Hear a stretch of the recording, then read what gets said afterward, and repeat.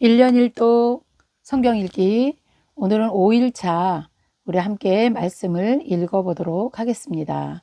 오늘 범위는요, 창세기 15장에서 17장까지 내용을 함께 보도록 할게요. 15장, 여호와께서 아브라함과 언약을 세우시다. 16장, 하갈과 이스마엘. 17장, 할례, 언약의 표징. 이런 제목으로 우리가 말씀을 볼게요. 자, 하나님께서는 이제 하나님의 나라를 만드시기로 마음 먹으시죠. 하나님의 나라도 세상에서 함께할 유형국가로 만드십니다. 나라가 세워지려면 첫 번째 국민이 있어야 되죠. 법이 있어야 되죠. 또한 영토가 있어야 유형국가로서 완전한 국가가 될 수 있습니다. 그래서 부르신 사람이 누구냐? 아브라함이죠. 자, 오늘 말씀을 보면은 아브라함에게 내가 이제 후손을 줄 것이다. 국민을 하나님께서 만드시는 계획을 선포하십니다. 그래서 오늘 말씀을 보시면 자식, 상속자, 씨, 자손, 그다음에 번성, 할례 이런 다양한 단어들이 많이 등장하는 것을 이제 볼 수가 있겠어요. 그리고 하나님은 사라의 몸에서 태어날 아이가 아브라함의 후손이라고 말씀해 주십니다. 하나님은 아브라함 99세 때 그 이름을 아브람에서 아브라함으로 변경해 주세요. 아브라함은 열국의 아버지예요. 자, 사례도 사라라고 이름을 바꿔주십니다. 열국의 어머니다 이렇게. 그래서 오늘은 그들의 이름을 바꿔주시는 것을 우리가 볼 수 있고요. 그 다음에 이제 앞으로 오고 오는 후손들이 정말 하나님의 언약의 백성, 그것을 우리가 징표로 남기시기를 원하세요. 그 일이 뭐냐? 할례를 명령하십니다. 그래서 할례는 구별이라는 뜻도 되지요. 하나님의 백성들은 할례를 받은 자와 할례를 받지 않는 자로 하나님께서 구별을 하시겠다는 거예요. 그래서 오늘 17장까지 보시면 그런 내용으로 되어 있는 것을 볼 수가 있습니다. 자, 우리 15장 한번 보도록 할까요? 여호와께서 아브라함과 언약을 세우시다. 15장 1절. 이후에 여호와의 말씀이 환상 중에 아브라함에게 임하여 이르시되 아브라함아 두려워하지 말라. 나는 내 방패요 너의 지극히 큰 상급이라. 아브라함이 이르되 주 여호와여 무엇을 내게 주시려고 하시나이까? 나는 자식이 없사오니 나의 상속자는 이 다메섹 사람 엘리에셀이니라. 이렇게 말씀하세요. 하나님이 아브라함을 부르실 때 아브라함은 두려워하지요. 하나님께서 두려워하지 말라 말씀하시고, 그 다음에 앞으로 너의 상속자, 너에게 씨를 주시겠다고 말씀하세요. 그런데 여기서 보니까 아브라함은 아닙니다. 나에게는 다메섹 사람 엘리에셀이 있습니다. 그래요. 그러니까 이때 당시에 고대 근동 사회에서는 자식이 없을 경우에는 가장 착실하고 충실한 그런 사람을 상속자로 설정을 했던 것 같아요.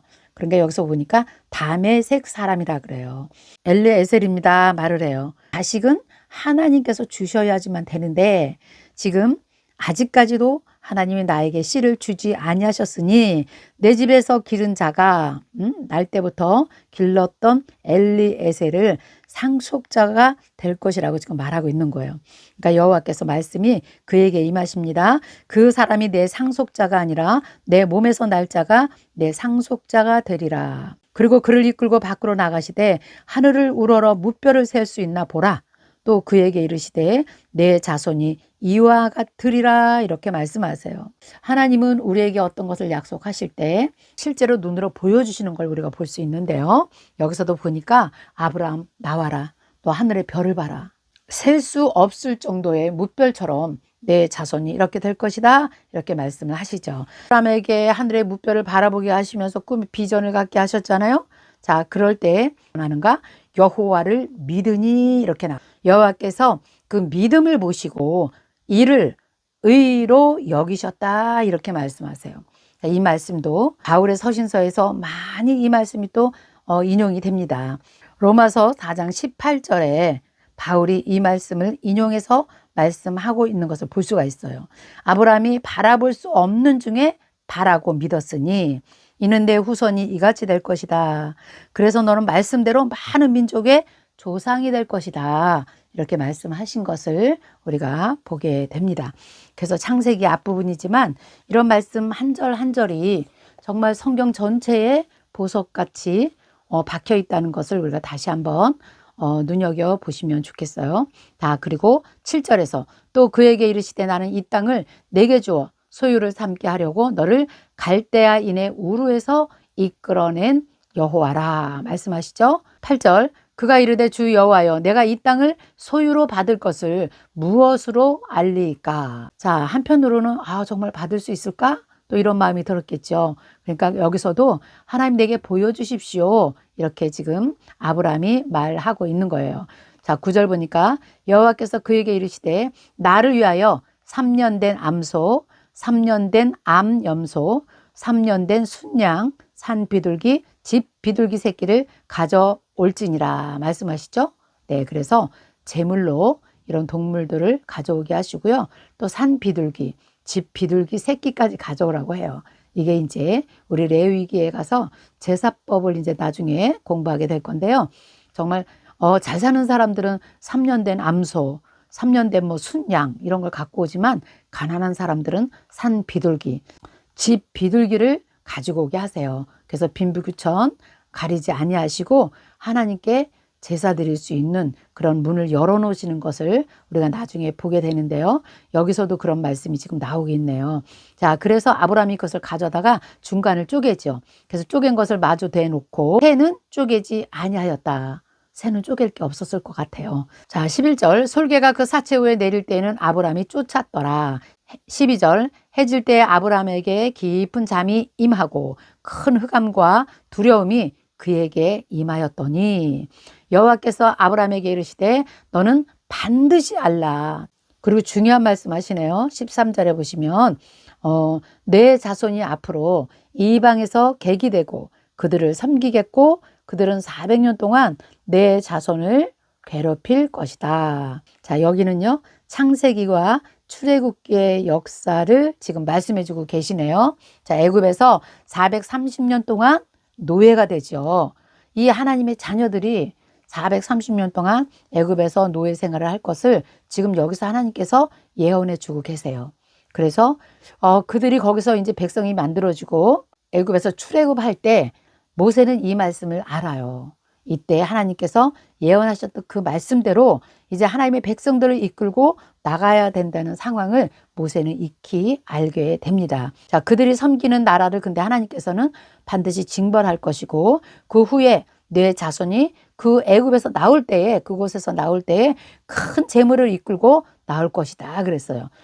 6월절 때 이스라엘 백성들이 나오면서도 그냥 나오지 않아요. 여기 말씀대로 큰 재물을 가지고 나옵니다. 그래서 광야에서 무엇을 하냐? 성막을 지을 때 그들이 가지고 나오는 그 재물이 성막의 재물이 된다는 거예요. 하나님은 벌써 앞으로 되어질 일까지 다 계획하시고 지금 예언을 하고 계시는 것을 볼 수가 있습니다. 자, 그리고 너는 장수하다가 평안히 조상에게로 돌아가고 장사될 것이고 내 자손은 4대 만에 이 땅으로 돌아오리니. 자, 여기 보면요 4대 만에 돌아온다 그랬어요. 그 4대가 레위, 고핫, 아므람, 모세 이렇게 이어지는 4대를 말하고 있어요. 정확하게 하나님께서는 그 모세를 통해서 이스라엘 백성들을 이끌어내실 것을 미리 말씀을 하셨다는 거죠. 자, 그리고 이는 아모리 족속의 죄악이 아직은 가득 차지 아니함이니라. 어려운 얘기죠. 어떻게 아모리 족속의 죄악이 가득 차지 아니하셨다 이렇게 말을 할 수가 있을까요? 그렇죠. 자, 이 말씀도 우리가 한번 생각해 보면요.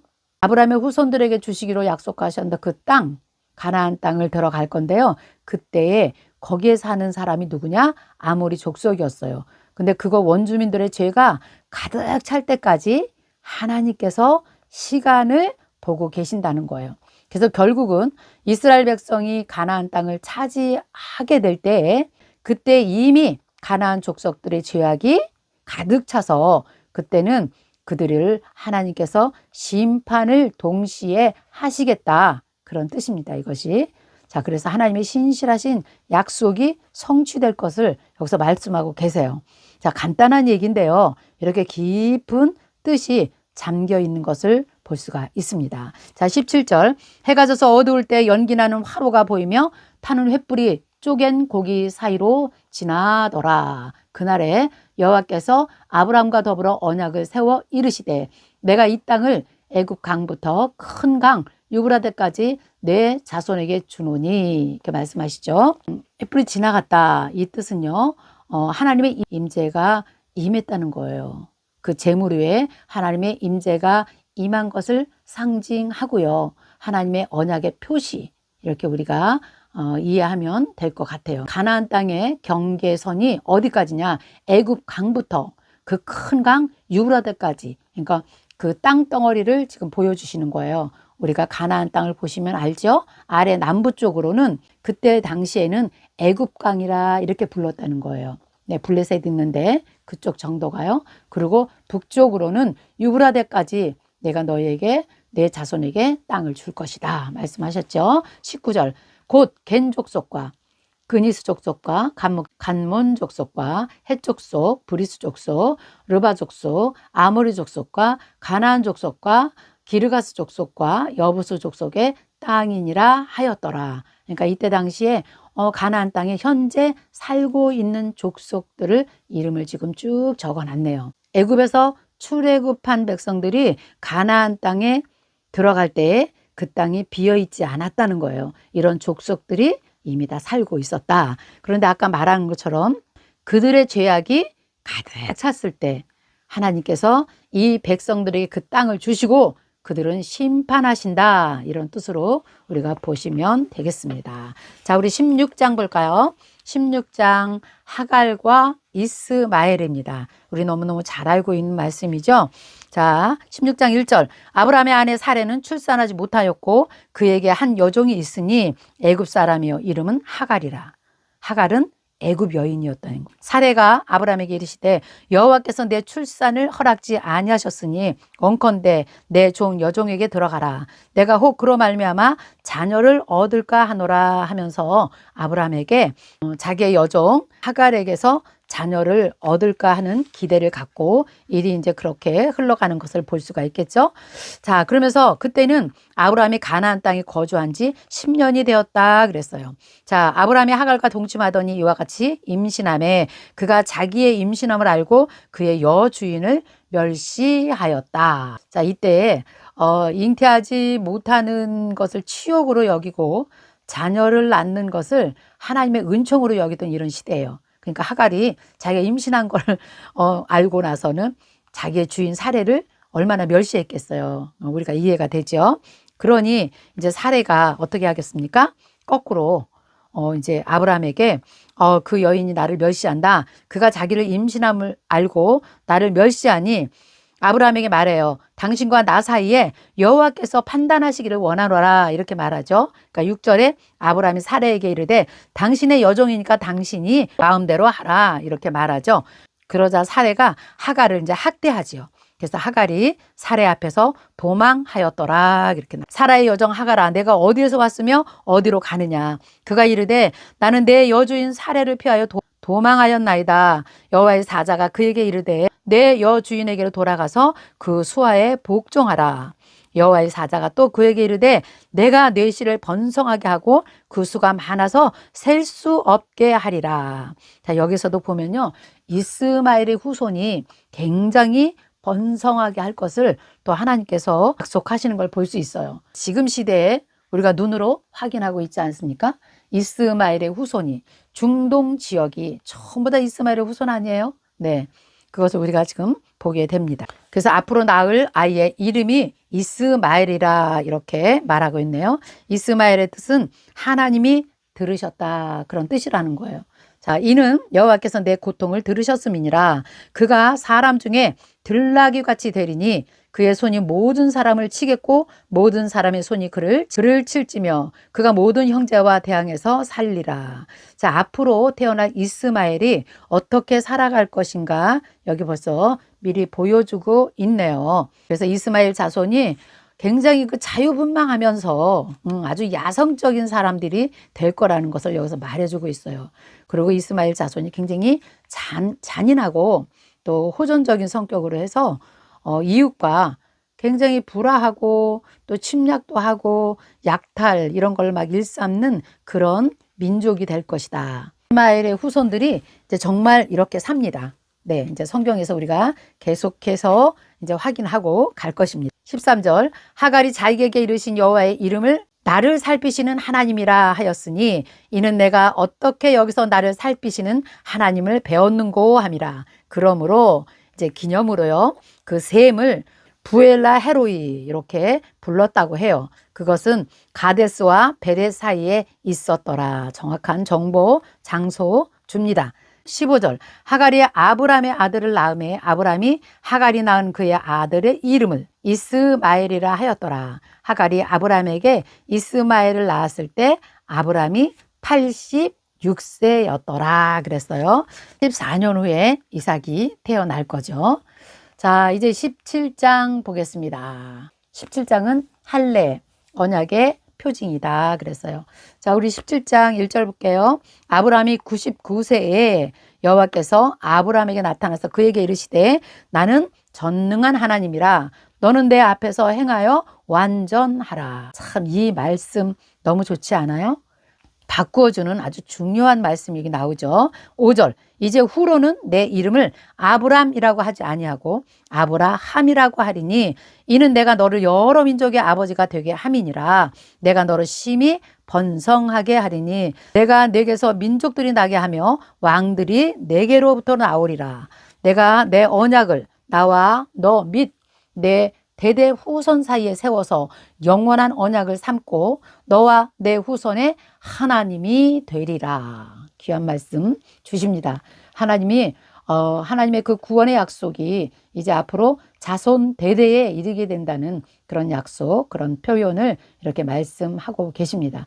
하나님의 언약은요, 반드시 이루어지시고 어떤 말씀으로 그 말씀을 계속해서 확인할 것이냐면 내 후손의 하나님이 되리라. 나는 너의 하나님이라. 이런 말씀이요. 성경에 엄청 많이 나옵니다. 출애굽기에서도요. 출애굽기 19장에 보면요. 너희는 내 백성이 되고 나는 너의 하나님이 된다. 이스라엘 백성들 앞에서 이 말씀을 하세요. 성경은 이렇게 계속해서 연결된다는 거 여러분들이 기억하시면 성경을 굉장히 재미있게 볼 수가 있을 것입니다. 자, 그럼 우리 8절 한번 읽어볼까요? 또 내가 너와 내 후손에게 내가 거류하는 이 땅 가나안 온 땅을 주어서 영원한 기업이 되게 하고 나는 그들의 하나님이 되리라. 또 말씀하시죠? 나는 그들의 하나님이 되리라. 하나님이 또 아브라함에게 이르시되 그런즉 너는 내 언약을 지키고 내 후손도 대대로 지키라. 그래서 하나님이 약속하시잖아요. 나는 너의 하나님이 될 거다. 그렇지만 너희 후손도 내 약속을 대대로 지키도록 좀 하자. 이렇게 약속을 좀 하시는 것 같아요. 지금 이런 말씀을 하실 때는 가나안 땅에서 하시는 거죠. 이제 아브라함이 지금 가나안 땅에 현재 있는 거예요. 그러면서 지금 말씀을 하시는 거 우리가 현장을 보게 됩니다. 자, 그러면서 이제 10절을 보면 할례에 대한 말씀이 이제 계속 나와요. 10절 너희 중에 남자는 다 할례를 받으라. 이것이 나와 너희와 너희 후손 사이에 지킬 내 언약이니라. 너희는 표피를 베어라. 이것이 나와 너희 사이에 언약의 표징이니라. 그래서 할례는 그 남성의 표피 끝을 잘라내는 그런 의식이었어요. 이스라엘 백성들은 전부 다 할례를 받아야 돼요. 자, 난지 8일 만에 할례를 받아라. 이렇게 나오게 있죠. 12절 하반절에 태어난 지 8일 만에 할례를 받을 것이다. 그리고 그 할례는 하나님과 이스라엘 사이의 언약을 증명하는 그런 역할이라 반드시 그걸 해야 돼요. 이 할례는 어떤 사람이 받아야 되는가? 12절 보면요. 정말 중요한 말씀 나오네요. 너희의 대대로 모든 남자는 집에서 난 자나 또는 너희 자손이 아니라도 이방 사람에게서 돈으로 산 자를 막론하고 이렇게 나오네요. 그래서 꼭 그 이스라엘 백성들만 아브라함의 후손들만 할례를 받는 것이 아니라 노예로 사온 사람들도 할례를 받게 하라. 그런 사람도 할례를 받으면 내 언약의 백성이 될 것이다. 이것을 여기서부터 말씀하셨는데요. 이게 이제 앞으로 이방인들에게까지도 하나님의 구원의 역사가 일어날 것을 이제 내다보시면서 말씀하신 아주 중요한 내용이기도 합니다. 할례를 받은 자는 내 언약이 너희 살에 있어서 영원한 언약이 되려니와 14절 할례를 받지 아니한 남자들 그런 사람들 그 포피를 베지 아니한 자는 내 백성에서 끊어질 것이고 그가 내 언약을 배반하였음이니라. 그래서 할례를 기준으로 하나님의 백성, 언약의 백성인가 아닌가를 하나님은 그걸로 판단하시겠다고 지금 말씀하고 계시는 거예요. 자, 15절. 하나님이 또 아브라함에게 이르시되 내 아내 사레는 이름을 사레라 하지 말고 사라라 이렇게 하라는 거예요. 여기서 사라의 이름을 바꿔주죠. 내가 그에게 복을 주어 그 아들을 낳아주게 하며 내가 그에게 복을 주어서 그를 여러 민족의 어머니가 되게 하리니 민족의 여러 왕이 그에게서 나리라. 17절. 아브라함이 그때 어떻게 했어요? 아브라함이 엎드려 웃었다는 거예요. 그리고 속으로 아유 내가 지금 나이가 100살인데 어떻게 자식을 낳습니까? 이렇게 말했다는 거죠. 사라는 90세인데 아브라함이 이에 하나님께 아뢰되 이스마엘이나 하나님 앞에서 살기를 원합니다. 이렇게 아브라함이 하나님께 말씀했다는 거예요. 자, 하나님이 이르시되 아니다. 내 아내 사라가 내게 아들을 낳을 것인데 너는 그 이름을 이삭이라고 하라. 이름까지 주시죠. 내가 그와 내 언약을 세울 것이다. 그의 후손에게 영원한 언약이 되리라. 자, 이 말씀도요. 바울 서신서에 너무 많이 나와요. 갈라디아서, 로마서에 계속해서 참 이게 하갈의 자녀가 아니다. 사라에서 난 이삭의 후손이다. 이 말씀을 바울이 잘 정리해 주는 것을 우리가 볼 수 있어요. 사도 바울이 율법의 학자로서 이런 것들을 잘 정리해서 신약을 완성해 준 것, 확실하게 정리를 해 준 것, 이런 것들이 굉장히 큰 의미가 있습니다. 자, 그러면 우리 20절 볼까요? 이스마엘에 대하여는 내가 내 말을 들었나니 내가 그에게 복을 주고 또 그를 매우 크게 생육하고 번성하게 할지라. 그래, 이스마엘에 대해서도 하나님께서 복을 주고 크게 번성하게 한다. 이렇게 약속을 해 주십니다.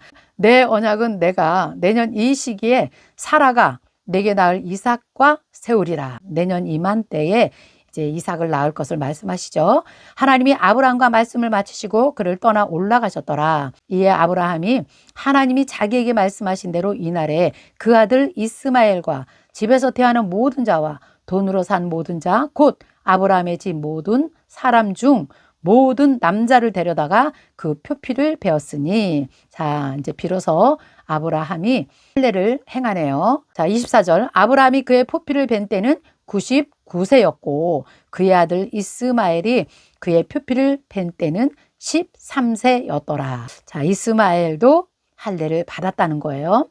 그날에 아브라함과 그 아들 이스마엘이 할례를 받았고 그의 집 모든 남자 곧 집에서 태어난 자와 돈으로 이방 사람에게서 사온 자가 다 그와 함께 할례를 받았더라.